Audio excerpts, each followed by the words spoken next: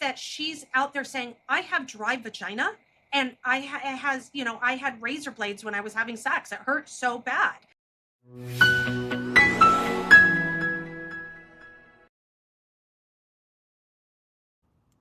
I am so excited to speak to Collette Courtion, who is the CEO and founder of Joylux. I've had the pleasure of knowing you for a very long time, from the early days of Joylux, and all kinds of exciting things happening for you and the company, and can't wait to hear about it. But talk a little bit about your journey to enter women's health. You obviously had been in important corporate roles, and this represented a bit of a transition. It did. And Rachel, it's always a pleasure to speak with you.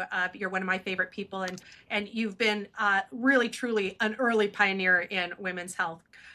So my journey started when I had my first son, or my only son. Right. And I was physically experiencing the things that women experience after childbirth with their pelvic floor health. And I'm talking about the uncomfortable issues of stress, incontinence, and pain with intercourse, and all these lovely things that happen after having a baby. And then I am what you call a geriatric mother. Is so the worst? Love that just for term. People listening, it's someone over 35. Right. So it's just mean. It's just mean. It's mean. So they basically said I'm an old mom. But what it meant for me personally is that I actually went right into perimenopause after I gave birth, because I was 42 when I gave birth and I just started the transition. So then, of course, I'm dealing with more things, right? And I'm starting to ask myself, what in the world is going on with my body? And there was just not a lot of information out there. My background prior to getting into women's health was in the beauty world, and I was working with all the latest in innovative technologies for skin rejuvenation to help you look younger, feel younger, rejuvenate your skin. And so as I'm going through these changes in women's health and I'm looking for answers, and there's no answers because no one is talking about menopause, no one's talking about incontinence, no one's talking about these very personal issues that are affected by so many women. I had an aha moment, and I said, well, wait a minute. I am working in the field of aesthetics, on innovation and aesthetics. Why can't we apply these same principles to women's health? And so lo and behold, I realized no one was doing it. And so I immediately reached out to the woman who, because I knew nothing about women's health, right? I just knew I was experiencing these issues. So I reached out to my OBGYN who delivered my baby, and that's Dr. Sarah Dilatori. And I said, hey, I have this idea.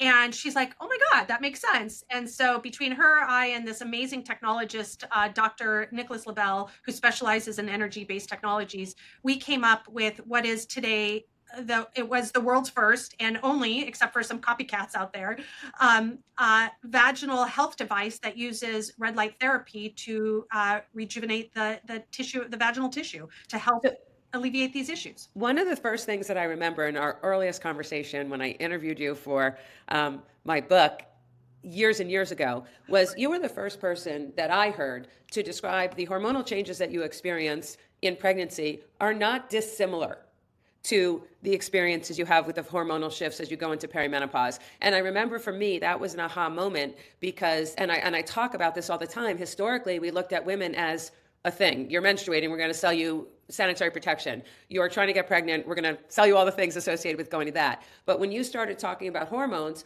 we start looking at her across her life cycle. Yeah. She's not a different person. The causes could be different.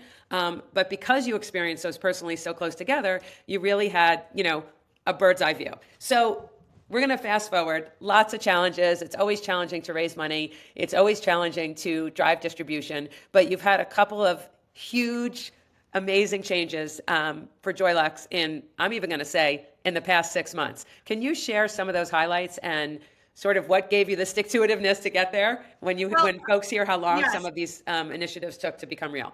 And so you're right, Rachel. And much like you in the early days, we faced so many challenges, from not being able to advertise on the social platforms. Which does still exist. That hasn't gone away, just for people who are listening. We still have hurdles we have to go around, to not being able to raise capital because men don't get that this is a problem, to you name it. We have literally faced every single obstacle. So it's been more than 6 months. It's almost 2 years ago, I get a phone call that is literally life-changing.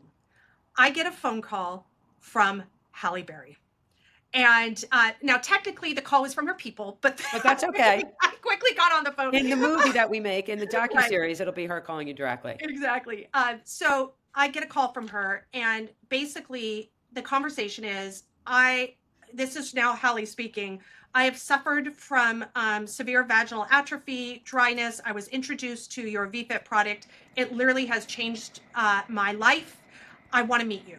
And so Dr. Sarah and I get on an airplane. We head down to Hallie's home in Beverly Hills. By the way, I just want to add that Sarah, your gynecologist, became one of your first employees and your chief medical officer. Yes, that's right, because she helped put everything together with me. So we head to Hallie's house. We are literally, we walk in. It's supposed to be a 20-minute meeting. We immediately hit it off. The energy, the chemistry, it was off the charts.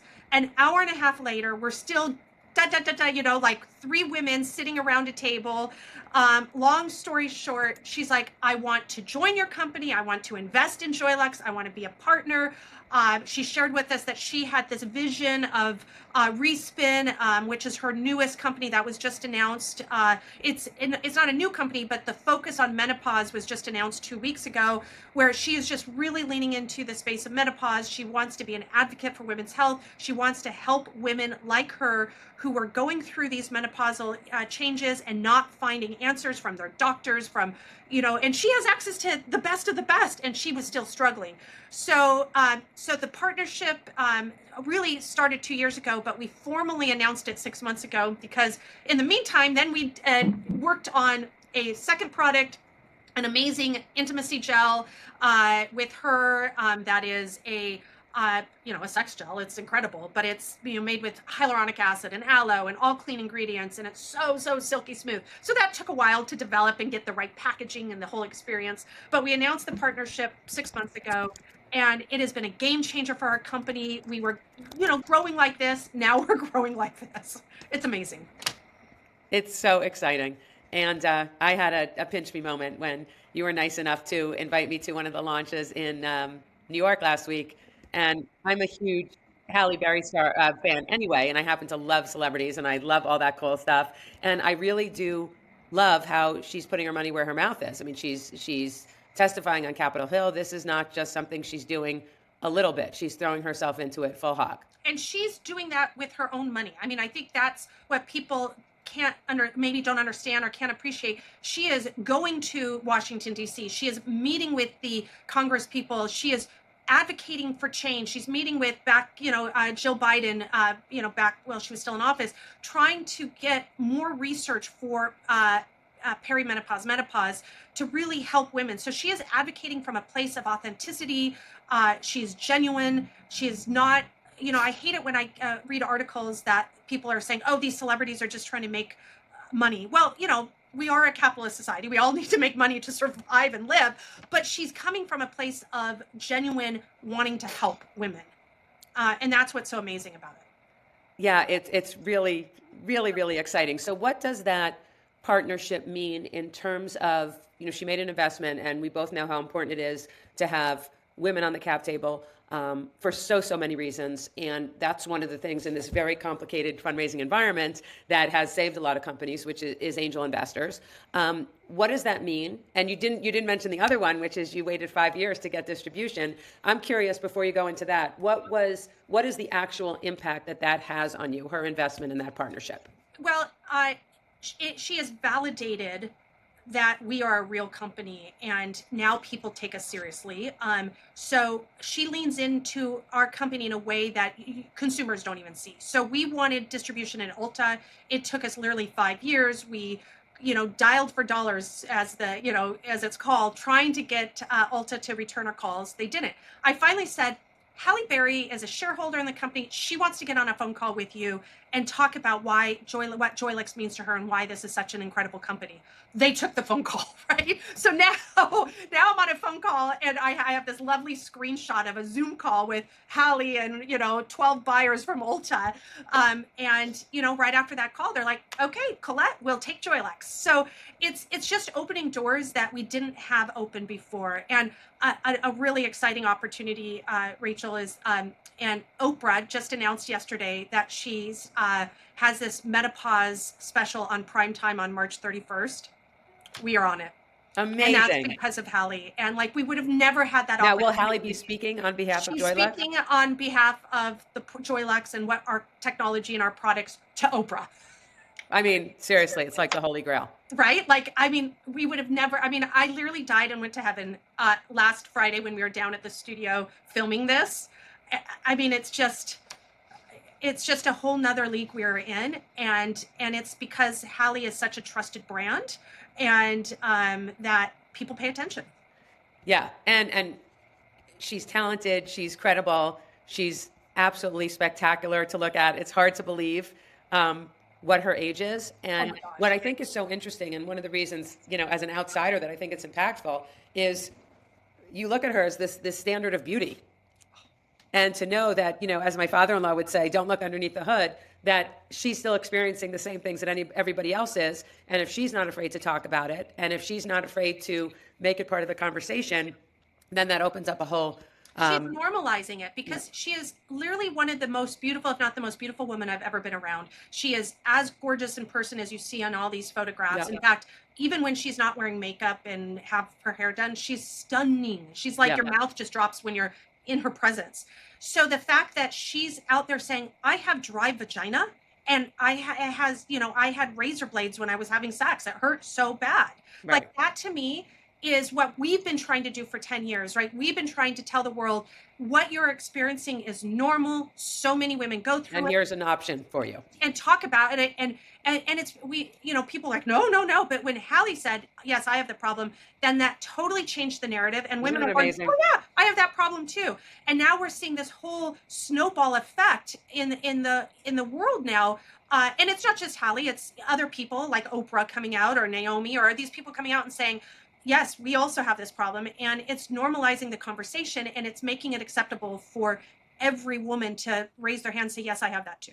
So things are going so well, and I'm so happy for you and all the, the decade of hard work and the lifetime that you've put into this. What are you looking to accomplish in the next 2 years, let's say, one to 2 years? And what are the stumbling blocks? What are the challenges that you still see? Because, our ecosystem is not perfect. It goes back to growth requires capital. And regardless, I mean, like when I sit in front of a venture capitalist or an investor and I say, what's important to you? And they give me their top 5 things that they look for in investment. And I say, guess what? I have all 5 of those. Here's the evidence. Here is the, the history. Here's the data. And it's still not good enough for them because at the end of the day, women's health, vaginal health, sexual health, that's something that men get skittish about. And they're, it's not something that they, from an investment standpoint, can be like at a LP meeting, stand on stage and say, hey, all my LPs, we just invested in a vaginal health company. It's hard for them.